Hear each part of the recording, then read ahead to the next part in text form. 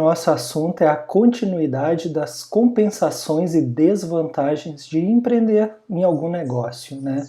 Então, na aula anterior, a gente comentou sobre solidão, né? Então, o empreendedor, principalmente se ele é um empreendedor sozinho, né? Ele costuma ficar muito sozinho, porque ele tem que tomar todas as decisões. A gente falou que é muito comum, né, que ele envolva a família. Então é comum, se é o homem, né, por exemplo, a esposa ajuda ele a fazer as contas e às vezes até é sócia, né, envolve a família, e irmãos, filhos, mas também há aqueles casos em que o empreendedor é mais sozinho, né, toca o barco sozinho, e aí ele naturalmente vai ser necessário se afastar um pouco da família. Então tem que tomar um cuidado muito grande nesse ponto, porque pode começar a ter desavenças, né, conflitos, porque ele passa a ser, né, um pai que não está tão presente, um esposo ou uma esposa que não está tão presente. Então é preciso balancear um pouco a questão da vida profissional com a vida pessoal.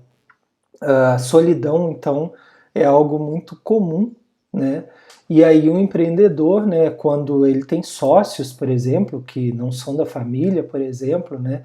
Então um pode cuidar das compras, o outro das vendas, o outro dos pagamentos. Aí, digamos assim, ele dilui um pouco essa solidão e pode, porventura, ter um pouco mais de tempo para ele. Mas é um problema sério, algo que precisa ser bem analisado pelo empreendedor, porque afinal de contas, né, vocês sabem bem, a vida não é só trabalho, né? Mas além da solidão que a gente comentou, né, e outros assuntos, aí também a gente tem a segurança. Então o negócio é sujeito a muitas oscilações. A perda da relativa segurança e do bem-estar consequente, típicos de situações de emprego, é outro fator que deve ser muito bem avaliado. Como eu tinha falado em algumas aulas anteriores, quando a gente é empregado de uma empresa privada, né, não é que tu tenha uma segurança, mas enquanto tu está empregado ali, né, tu sabe que vai receber o salário no início do mês, tu sabe que tem férias, tu tem 13º, então tu tem alguns benefícios advindos de ser registrado como funcionário. Quando tu tá como empreendedor, é tu que vai ter que se virar, né? Talvez tu não tenha férias, provavelmente, né, essas retiradas aí, né, tu vai ter que controlar bem, né? Não vai ter talvez uma certeza de ter férias ou 13º, né, fundo de garantia, vários benefícios que os trabalhadores têm. Então, digamos assim, há uma certa segurança e um bem-estar, né? É como se a pessoa estivesse no ambiente de trabalho, estivesse numa certa zona de conforto. Só que acontece que no momento que ele vai empreender, né, ele sabe que tem prós e contras. Outra coisa também, o mercado é instável, né? Isso é algo que a gente sempre tem que ter certeza, mesmo quando tu está como empregado. Então a empresa que tu está trabalhando, mesmo que tu seja registrado, né, amanhã ou depois pode surgir um baque e ela não conseguir mais ter as vendas, ou surge um concorrente, ou muda a tecnologia que vocês estão trabalhando por uma outra melhor, e a empresa não acompanhou essas mudanças, né? E aí a pessoa pode ser demitida. Então, por quê? Porque o mercado é muito instável. Se isso já acontece para as empresas que estão bem estabelecidas, tradicionais, que já têm um tempo de mercado, que dirá a nova empresa do empreendedor, né, que está ali buscando o seu lugar ao sol. E aí vários fatores, existem fatores que podem ser totalmente imprevisíveis. E aí eu volto a destacar, por exemplo, a pandemia de 2020, né, que talvez nem a pessoa mais pessimista ou que imaginasse, né, um caos global como foi. Então, em poucas semanas, o planeta se fechou, né, porque teve que se recolher por causa das possíveis contaminações do coronavírus. E aí muitas empresas tiveram que demitir, tiveram que fechar as portas, né, porque não conseguiam mais ter clientes, não conseguia, porque instalou-se um certo caos, né, social. As pessoas precisavam se manter reclusas em suas casas na medida do possível. Então, essa segurança ela é bem delicada, né? No mercado, seja o mercado de trabalho, ou seja o mercado em que estão as empresas, essa segurança é muito relativa. De repente, o teu empreendimento hoje, tu está se sentindo muito seguro, mas as coisas mudam e de repente tu está fora do mercado. Né? Então é só a gente lembrar, né? Vocês devem lembrar, antigamente existiam aquelas máquinas fotográficas, né? Em que as pessoas tiravam a foto, só que não era instantâneo, né? Não eram máquinas digitais, e ela ficava num filme. Né? Então depois tu tirava as fotos, todas as fotos do filme, tu tinha que pegar o filme e fazer a revelação do filme. Né? Então existiam grandes empresas que trabalhavam com esse tipo de tecnologia. Com o advento das máquinas digitais, né, algumas empresas começaram a se sobressair, né, com as câmeras digitais, enquanto outras ainda seguiam com aquela tecnologia antiga. E aí essas empresas que não conseguiram, né, fazer essa transição, elas perderam o mercado, naturalmente, né, porque a tecnologia das máquinas digitais proporcionava um conforto, uma praticidade para o usuário que a outra não tinha. Agora tu não precisava mais de ter todo aquele trabalho de esperar acabar o filme e ter que levar num local para fazer a revelação. Não, tu tem, né, as fotos digitais, e aí tu pode passar e ir para um local e imprimir, se for o caso, né, igual era antes. Então essas empresas que tiveram essa dificuldade na transição, elas podiam achar que elas estavam super seguras com aquela tecnologia, mas a tecnologia mudou, elas não acompanharam e elas perderam o mercado, e provavelmente algumas faliram, algumas demitiram funcionários. Então a segurança é muito relativa, principalmente quem trabalha com produtos ligados à tecnologia, porque a tecnologia ela muda sempre e a empresa tem que estar acompanhando isso, ok? Responsabilidade e pressão, então, está envolvido em todos os aspectos do negócio, ter que tomar decisões delicadas e complexas, assumindo todas as responsabilidades, além da variedade de problemas, gera uma pressão pessoal acentuada.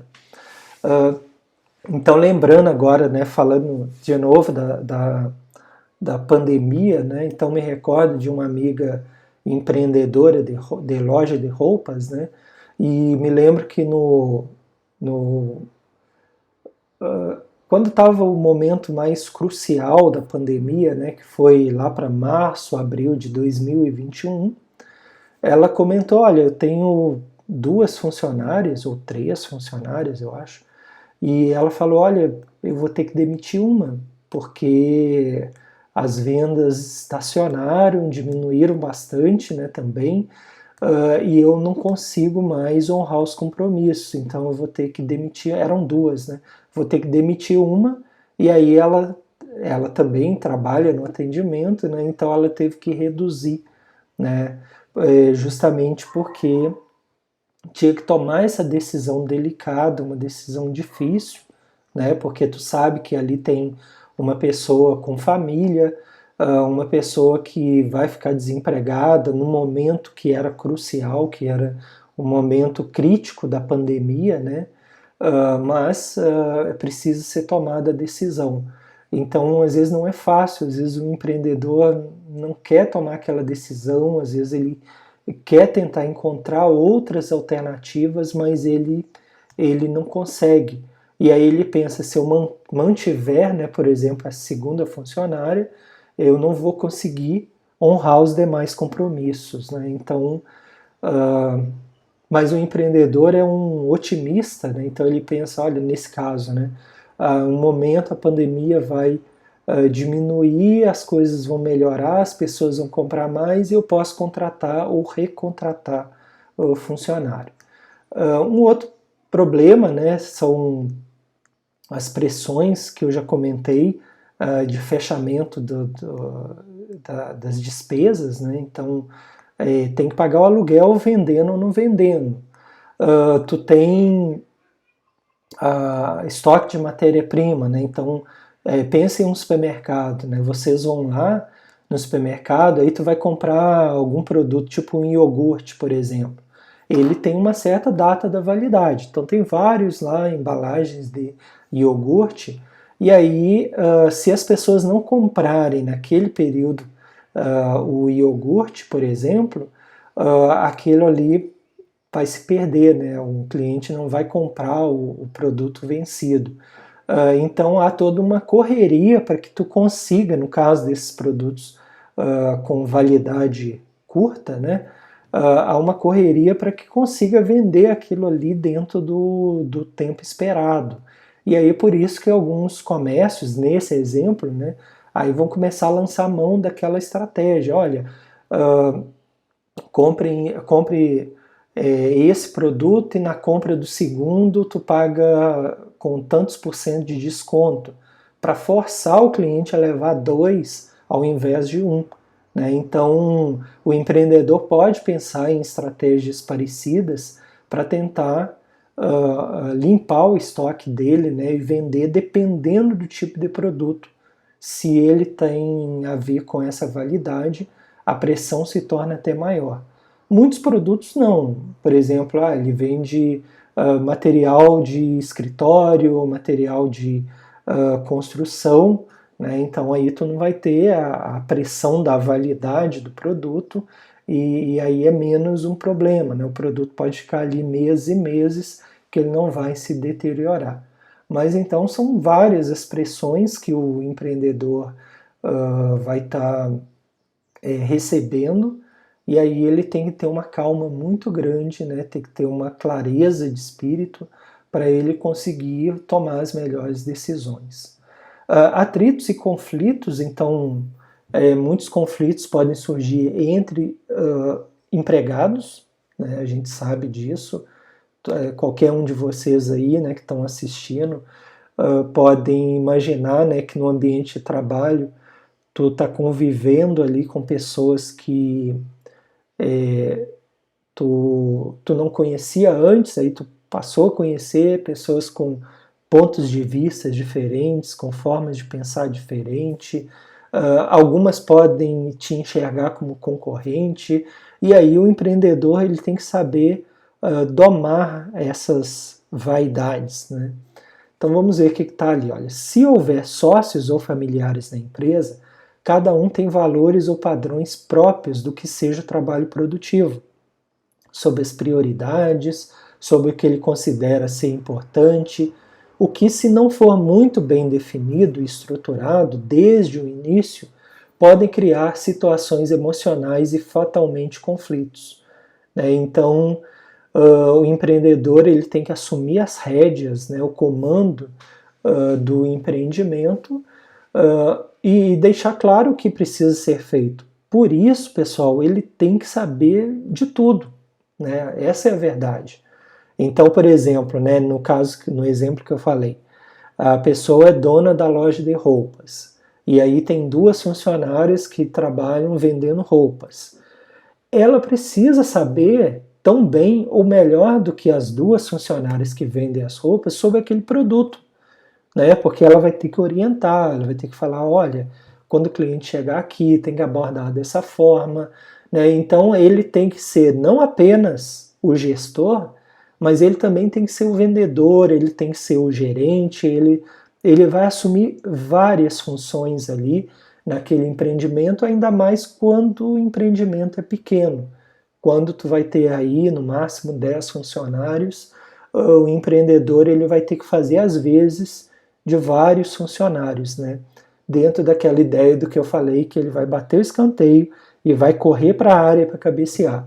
Então ele tem que saber de tudo e é assim que funciona, né? Enquanto a empresa não deslanchar, tiver dezenas de funcionários, aí ele poder ter um gerente só para cuidar desses atritos, possíveis atritos e conflitos, tá? Custo de oportunidade, vocês veem aqui, né, o tempo e o dinheiro, né, um carro e o dinheiro, né. O custo de oportunidade é uma teoria interessante, né, porque pensem aquele exemplo que eu falei aí na aula anterior, né, a pessoa sai do emprego e recebe o acerto de contas. Qual que é o custo de oportunidade? Olha, o dinheiro que tu está investindo nesse empreendimento, que pode ou não dar certo, tu poderia ter usado em outra coisa. Isso é o custo de oportunidade, né? Em outra coisa o que?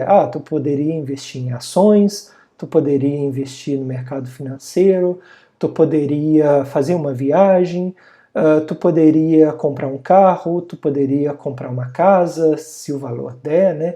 Ou der a entrada numa casa, para ti mesmo, ou então para alugar.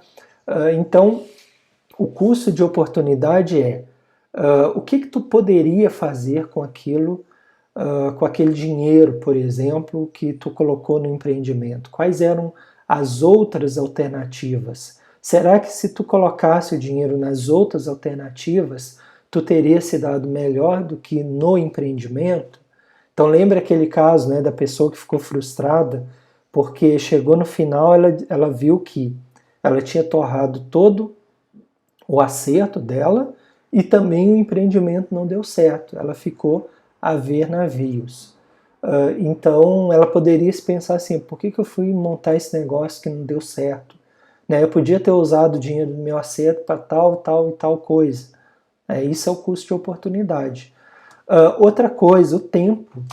Então, o que eu poderia, se eu não tivesse aqui, né, sábado e domingo, tentando fechar as contas dessa loja que eu abri, né, o que eu poderia estar fazendo? Poderia estar fazendo uma visita, uma viagem, poderia estar me divertindo, né, divertindo, indo ter um momento de lazer, mas eu estou aqui trabalhando nesse horário. Então, custo de oportunidade é o que tu faz ou o que tu investe, o que tu poderia fazer ou investir se não tivesse sendo nesse negócio específico. Quais as outras possibilidades que tu está deixando de fazer? Tá? E o custo de oportunidade, pessoal, isso é para todo mundo, né? Por exemplo, vocês estão aí assistindo a essa videoaula agora, né? Então, nesse momento, que eu não sei qual, vocês estão assistindo, né? Vocês poderiam estar vendo televisão, vocês poderiam estar ouvindo música, vocês poderiam estar caminhando, né? Vocês poderiam estar fazendo outras coisas, mas nesse momento vocês estão aqui. Então, o custo de oportunidade ele tem que ser analisado, né? Então, é facilmente perceptível a carga emocionada contida em cada um dos custos apontados, além do que o empreendedor tende a ver uma empresa como uma realização ou obra sua. Então, é diferente de separar o componente emocional. Pensem que o empreendimento, como é uma obra do empreendedor, guardadas as devidas proporções, seria tipo a escultura é para o escultor, né? Então o escultor ele fez aquela escultura maravilhosa e ele tem um certo apreço por aquilo. O escritor que escreveu um livro, né, então ele vê o livro depois pronto, ele tem um apreço por aquilo. O pintor que pinta um quadro, né, o pedreiro que constrói aquela casa, então aquilo ali é uma obra dele, e isso tem que ser valorizado. E aí ele pode, dependendo da pessoa, ter uma carga muito emocional para aquela obra dele. Tá? Há como lidar com esses problemas e conflitos? Então, esses custos são inevitáveis e previsíveis, né? Principalmente nas primeiras etapas do negócio, como eu falei, os primeiros meses vão demandar de muito tempo e planejamento dele, podem ser minimizados conforme a postura desse empreendedor, né? Então, o conhecimento que ele tem, a criatividade dele para resolver os problemas, né? Então, a sua preparação para o negócio e atenção a todas as variáveis que geram tais problemas. Então, ele tem que estar ciente que as dificuldades vão ocorrer. O bom é que, à medida que essas dificuldades forem se repetindo, ele vai tendo a chamada curva de experiência, né? Então, ele vai sendo mais experiente a lidar com problemas que vão sendo repetidos. E aí, digamos assim, ele tem mais condições de acertar na resolução deles. Então, não deixa de ser um contexto apropriado para o estresse, né, que às vezes ele quer resolver o problema e não consegue. Depende muito, como eu falei, das características da personalidade desse empreendedor, do seu envolvimento físico. E aí, pessoal, não é só o empreendedor, né, o trabalhador da empresa, né, muitas vezes se envolve fisicamente e emocionalmente, e aí começa a ter problemas graves de saúde, né, quando ultrapassa esses limites individuais, quando ele vai se sentindo solitário, né, e vai carregando para ele todos aqueles problemas, e quando ele não tem como compartilhar isso com outras pessoas. Então ele vai ficando com estafa, ele não consegue passar o problema dele para outras pessoas, né? Ou pelo menos desabafar. Até brinquei uma vez, né, com uma amiga empreendedora que muitas vezes o empreendedor não pode se dar ao luxo nem de ficar doente nos primeiros meses do empreendimento, né? Porque aí não pode cair de cama, de febre, porque as pessoas precisam dele naquele empreendimento. Então é bem complicado mesmo, né? Então dessa forma a organização das atividades fica prejudicada, pois o envolvimento em tudo e a pressão para sempre estar certo é muito forte. Então ele tem que estar motivado, ele tem que saber o público-alvo dele, ele tem que fazer planejamento, ele tem que ter sempre ideias novas, né? Então a minha amiga lá, dona da cafeteria, tem sempre que criar pratos e bebidas diferentes, né? Tem que cuidar do marketing, muitas vezes em redes sociais, tem que ter uma visão do negócio, tem que cuidar onde ele está abrindo ponto de venda para poder facilitar a ida dos clientes, né, para se tornar mais visível. Isso tudo faz parte, né, das estratégias dele, ok? Bom, ficou uma aula bem grande, mas era necessário a gente falar. São muitas compensações, mas também são muitas desvantagens. Por tudo isso que a gente viu, eu acho que está claro para vocês que isso depende muito de como esse empreendedor absorve os problemas, né? Então depende muito do seu planejamento, né? De como lidar com as dificuldades, do conhecimento que ele tem, né? Da tranquilidade que ele tem também, tá ok? Bem, então deixo aqui os meus contatos, né? As redes sociais do Administração Verde, o site, os nossos canais no YouTube, em que a gente tem diversos cursos, tudo gratuito, tá, gente? E os nossos livros publicados. Então agradeço a atenção de vocês e até a próxima aula.